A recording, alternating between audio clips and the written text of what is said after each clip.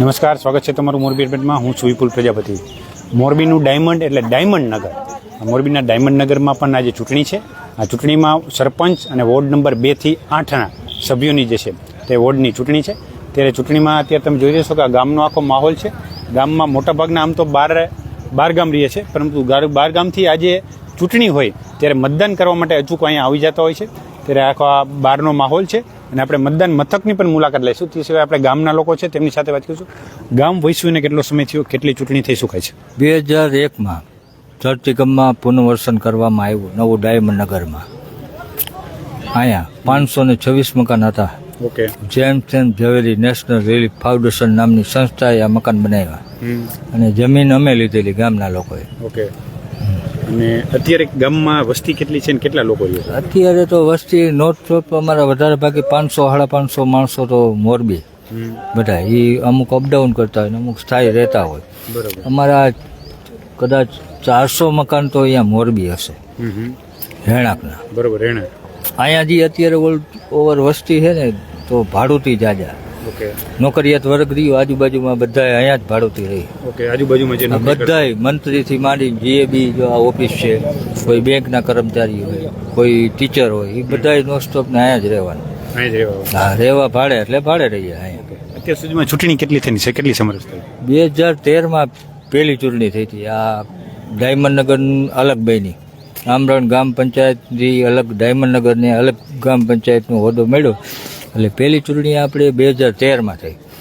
ત્યારે હું પહેલી વખત પહેલો જ સરપંચ હું ચૂંટાણો. તે પહેલા નહીં, અહીંથી જ ચાલુ થઈ. ઓકે. પછી બીજી વખત સમરસ થઈ. ઓકે.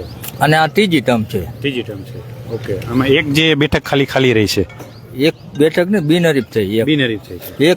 એક સભ્યની બિનહરીફ થઈ છે અને 7 સભ્યની ચૂંટણી છે અને સરપંચની. કેટલા ઉમેદવાર ઉભા સરપંચ? સરપંચમાં 2 ઉમેદવાર અને બધા 7 સભ્યો. ડાયમંડ નગર નામ કેવી રીતે પડ્યું? આ સંસ્થા રહી ને એ ડાયમંડ ને લગતી, સુરત ડાયમંડ એસોસિએશન આ દત્તક રાખ્યું હતું. ઓકે. એટલે ડાયમંડ નગર આનું નામ પડ્યું એમાં. બરોબર. જે સુરતની સંસ્થા છે ને ડાયમંડ એસોસિએશન, એને આ ડાયમંડ નગર ને દત્તક લીધેલું. બરોબર. એટલે એ સંસ્થા જેમ ઝવેરી નેશનલ રિલીફ ફાઉન્ડેશન છે ને એ જ લઈ આવ્યા છે. એટલે એના ઉપરથી આપણે નામ ડાયમંડ નગર પાડ્યું. ઓકે. એના ઉપરથી ડાયમંડ નગર છે.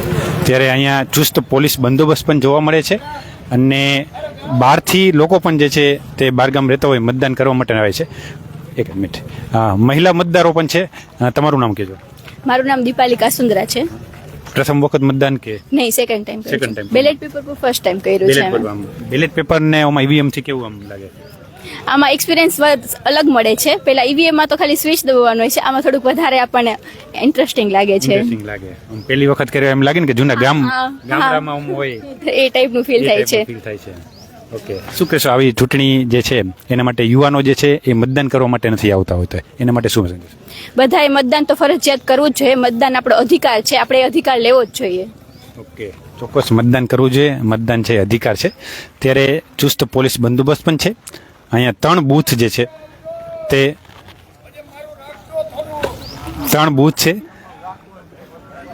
તે 3 બૂથમાં આજે સવારથી જ મતદારો જે છે તે ઉમટી પડ્યા છે અને મતદાન કરી રહ્યા છે. ત્યારે આપણે અહીંથી તમે જો આ 3 બૂથ છે એની પણ મુલાકાત તમને લેવડાવીશ. સવારથી જ લોકો જે છે તે મતદાન કરીએ છે. અને અત્યારે જિલ્લામાં વાત કરવામાં આવે તો પેટા ચૂંટણીમાં પણ 30% જેવું મતદાન થઈ ગયું છે અને સામાન્ય ચૂંટણી છે એમાં પણ 31% જેવું મતદાન જે છે ઓલ ઓવર મોરબી જિલ્લામાં થઈ ગયું છે. આજે બપોરનો સમય છે. બપોરના સમય હોવા છતાં પણ અહીંયા તમે જો મોટી સંખ્યામાં મતદારો જે છે તે પોતાના મતાધિકારનો ઉપયોગ કરવા માટે આવે છે.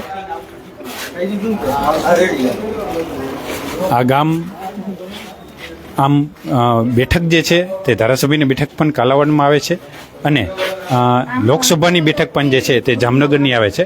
ગ્રામ પંચાયત, જિલ્લા પંચાયત હોય તેની બેઠક જે છે ત્યાં આવે છે. ત્યારે તમે મોરબીથી આવ્યા કે અહીંયા જ? હું આમરણથી. ઓકે. આજે મતદાન છે, શું કહેશો?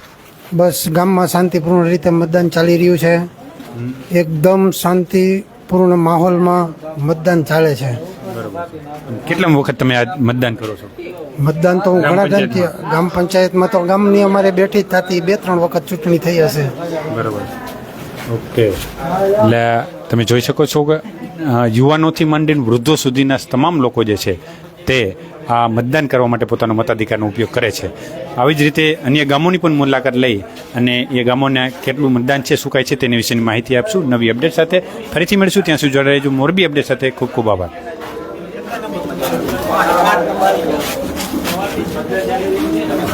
કન્ટિન્યુ